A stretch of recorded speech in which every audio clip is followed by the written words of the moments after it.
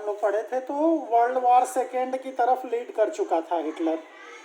ठीक है, अब ये जो समय 1920 से यानी पहला वर्ल्ड वार ख़त्म हुआ, दूसरा वर्ल्ड वार शुरू हुआ, दोनों वर्ल्ड वार के बीच का जो समय था उतने ही समय में हिटलर ने अपने आप को राइज कर लिया, पूरी तरह से पावर में आ गया और ऐसा लगने लगा कि सेकेंड वर्ल्ड वार की तरफ हम कल बोले थे कि लीड करेगा।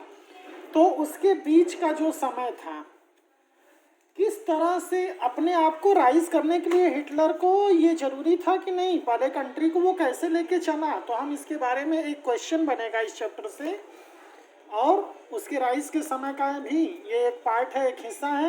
क्वेश्चन ये बनेगा कि right about the destruction of democracy in Germany, यानी जर्मनी में इससे पहले वीमर रिपब्लिक, अभी आगे हम लोग पढ़ते जाएंगे, ये सब मिलेगा अभी, वीमर रिपब्लिक क्या था। ठीक है, तो इससे पहले जब पहले का रूल जो भी जर्मनी में था वो सभी रूल हिटलर के द्वारा हिटलर ने उसको क्या किया, डिस्ट्रक्ट कर दिया। ये कैसे हुआ था सुनना, जैसा कि जब 37% वोट लेकर जब वो दूसरी बार सत्ता में आया हिटलर, तो उस समय 30 जनवरी 1933 को जर्मनी के प्रेसिडेंट जो थे हिंडनबर्ग में, उन्होंने हिटलर को एक अच्छा पोजीशन दिया कैबिनेट में। कौन सा पोजीशन, चांसलरशिप का।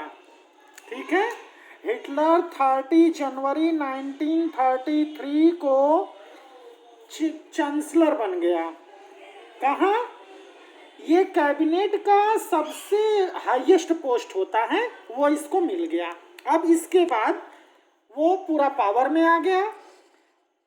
हुआ क्या कि पावर में आने के बाद जब सब कुछ पावर इसके हाथ में हो गया, तो हिटलर ने कुछ नए डेमोक्रेटिक रूल बनाए।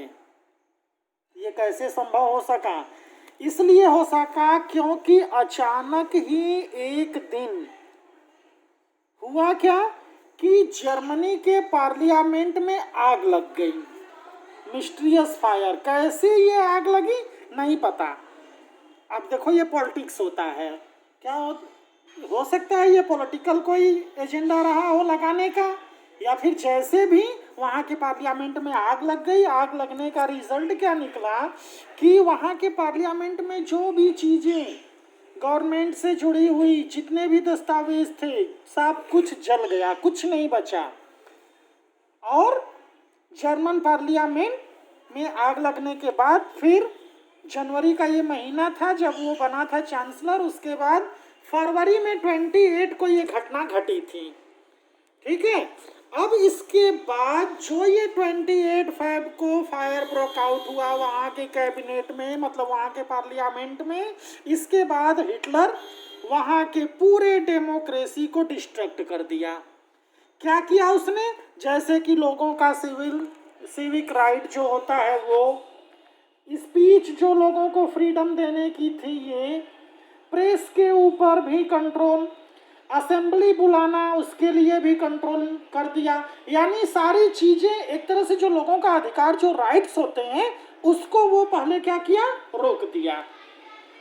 फिर कुछ लोग ऐसे भी थे जो अपोज पार्टी के अपोजिशन वाले होते थे, उनके ऊपर भी उसने बैन लगाया। उन लोगों के लिए तो उसने कंसंट्रेशन कैंप बनवा रखा था। Concentration camp was a place where people be isolated without any law। किसी को उठा के बंद कर दो। ऐसे किन लोगों को इसमें आगे आएगा, ज्यूज लोगों को बंद करता था क्योंकि ये अपोजिशन के थे। तो उसने इस तरह से काम किया। ज्यूज के लिए जो अपोजिशन के थे उन लोगों के लिए कंसंट्रेशन कैंप, एक कम्युनिटी थी उन लोगों के लिए, ये कम्युनिस्ट वालों के लिए बनवाया। फरवरी का महीना बीत गया। फिर मार्च में एक एक्ट पास किया गया जर्मनी के पार्लियामेंट में, जिसने हिटलर को ये पूरा अधिकार दे दिया कि अब वो आसानी से नए नए रूल पार्लियामेंट में बना सकता था। यानी फिर अपने ढंग से वो कंट्री को लीड करने के लिए जो भी उसकी प्लानिंग थी उस तरह से उसने रूल बना करके, यानी डिस्ट्रक्शन ऑफ डेमोक्रेसी, यानी डेमोक्रेसी वहां की खत्म किया और एक नया रिकंस्ट्रक्शन ऑफ डेमोक्रेसी किया, नया नया रूल बनाया। ठीक है। अच्छा, डिस्ट्रक्शन ऑफ डेमोक्रेसी में और भी काम किया किए। वीमर रिपब्लिक के समय के जितने भी ट्रेड यूनियंस थे सब पर बैन लगा दिया, पॉलिटिकल पार्टीज पर बैन लगा दिया, यानी लोगों को असेंबली करने का जो राइट, जो अधिकार था वो छीन लिया। कंट्रोल हो गया उसका मीडिया के ऊपर, आर्मी के ऊपर, जुडिशरी के ऊपर। इस तरह से वहाँ का जो पुराना मतलब डेमोक्रेटिक रूल जो पहले चले आ रहे थे 1933 से, उन सबको उसने क्या किया, हटाकर नया रिकंस्ट्रक्शन किया। अब ये रिकंस्ट्रक्शन जब जर्मनी में डेमोक्रेसी का हुआ तो उसका रिजल्ट, उसका कुछ तो इम्पैक्ट पड़ेगा कंट्री का। तो नाजी पार्टी का कौन सा इम्पैक्ट, क्या क्या इम्पैक्ट पड़ा? ये इम्पैक्ट पड़ा कि नाजी पार्टी यानी हिटलर के द्वारा कुछ पॉलिसी बनाई गई थी जिसका कुछ असर कहाँ पड़ा? जर्मनी पे पड़ा। सुन भी रही है, जर्मनी का असर, जर्मनी के ऊपर इसका असर पड़ा। अब उसमें हुआ क्या, कौन सी पॉलिसी बनाई थी, क्या असर पड़ा? तो उसने 2 पॉलिसी बनाई। हिटलर ने कितनी पॉलिसी बनाई, ये एक लॉन्ग क्वेश्चन बनेगा। पहले, right about a note on the destruction of democracy, ऐसे भी क्वेश्चन बन सकता है। What were the impact of reconstruction of democracy on Germany, या फिर नाजी पार्टी के आने से या हिटलर के पावर में आने से जर्मनी के ऊपर क्या असर पड़ा? तो उसकी 2 पॉलिसी का असर पड़ा। वो 2 पॉलिसी कौन कौन सी थी? एक डोमेस्टिक पॉलिसी और एक हिटलर्स फॉरेन पॉलिसी। उसने 2 पॉलिसी बनाई, जिसमें डोमेस्टिक पॉलिसी की अगर हम बात करेंगे तो इसमें भी 2-3 टॉपिक निकल जाएगा। यानी हेडिंग हो गई डोमेस्टिक पॉलिसी और उसमें सब हेडिंग है। क्या? एक स्ट्रॉन्ग स्टेट बनाया, दूसरा इकोनॉमिक रिफॉर्म किया, डेवलपमेंट किया, तीसरा एंटी ज्यूज लोगों के लिए कुछ पॉलिसी बनाया। ये किसमें है? Domestic policy. डोमेस्टिक पॉलिसी मतलब हर एक पीपुल को छूती हुई पॉलिसी, जिसमें वो अपने फूड से जुड़ेगा, इको मतलब बिजनेस से जुड़ेगा, ट्रेड से जुड़ेगा। तो ऐसी पॉलिसी के लिए जो काम किया वो कौन सी पॉलिसी हुई? Domestic policy. डोमेस्टिक पॉलिसी में सबसे पहली हेडिंग हम लोग ले लेते हैं, setting up strong national state. पहला काम तो उसने ये किया कि कैसे वो स्ट्रॉन्ग नेशन स्टेट इस्टेब्लिश किया। इसके लिए पुराने मतलब कि पहले से चले आ रहे जो भी डेमोक्रेटिक रूल थे उसके हिसाब से जो राइट लोगों को मिला था उसको डिनाइड कर देना, ये असर पड़ा। दूसरा, आगे की बात, डेमोक्रेसी क्रस्ट जो है ना, डिस्ट्रक्शन ऑफ डेमोक्रेसी, यानी पुराने रूल जो थे डेमोक्रेटिक रूल उनको खत्म किया। गेस्टेपो इस्टेब्लिश्ड, ये क्या था? ये कहाँ लिखे थे इसके? गेस्टेपो इस्टेब्लिश्ड, ये एक तरह की पुलिस थी। ठीक है, क्या था? गेस्टेपो इस्टेब्लिश्ड किया गया, जो कि एक सीक्रेट स्टेट होता था, पुलिस के अंडर में रहता था और इस पर, हाँ, इस पर सबकी नजर, मतलब पुलिस के लोग जो होते थे उस एरिया को, क्योंकि ये एरिया कम्युनिस्ट लोगों से जुड़ा हुआ था या फिर कुछ ऐसे सप्रेसर होते हैं उनसे जुड़ा, उनके लोगों के ऊपर नजर रखने के लिए एक सीक्रेट पुलिस इस्टेब्लिश की गई जो उनकी निगरानी करेगी।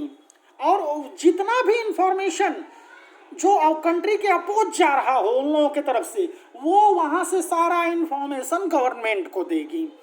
ऐसे स्टेट को क्या बोला गया? गेस्टेपो। तो ऐसा इस तरह का अरेंजमेंट किया उसने। फिर वहां के लोग तो हिटलर पे इतना विश्वास करते थे कि यही कहते थे, Hitler was Germany and Germany was Hitler, क्योंकि उस डिप्रेशन के समय में उनके पास दूसरा और रास्ता नहीं था। हिटलर जो था वो ये भी रूल इस्टेब्लिश किया, कौन सा? 1 मैन 1 लीडर एंड 1 पार्टी का रूल उसने इस्टेब्लिश किया।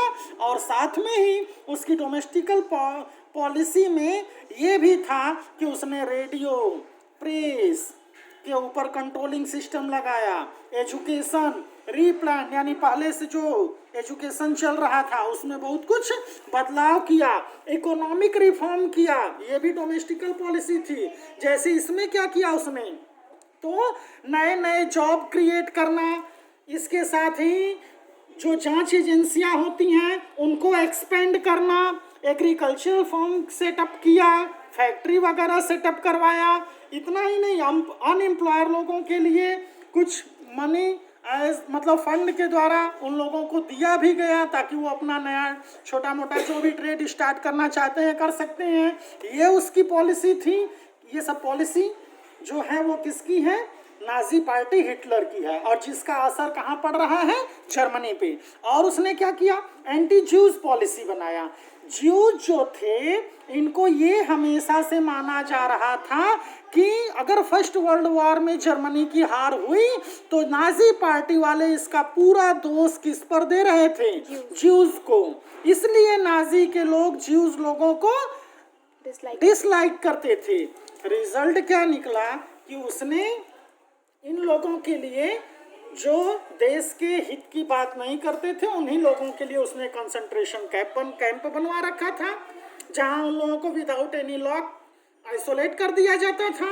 उसने ऐसे लोगों का सिटीजनशिप भी रद्द करना शुरू कर दिया, गवर्नमेंट जॉब से बाहर निकालना शुरू किया, और भी अगर कोई प्रोफेशन थे तो वहां से, यानी उसकी एक पॉलिसी का असर ज्यूज लोगों के ऊपर भी पड़ा था। ये तो हुआ केवल इम्पैक्ट ऑफ नाजिम में डोमेस्टिक पॉलिसी। अभी हिटलर फॉरेन पॉलिसी कल स्टार्ट होगा, ठीक, लाइक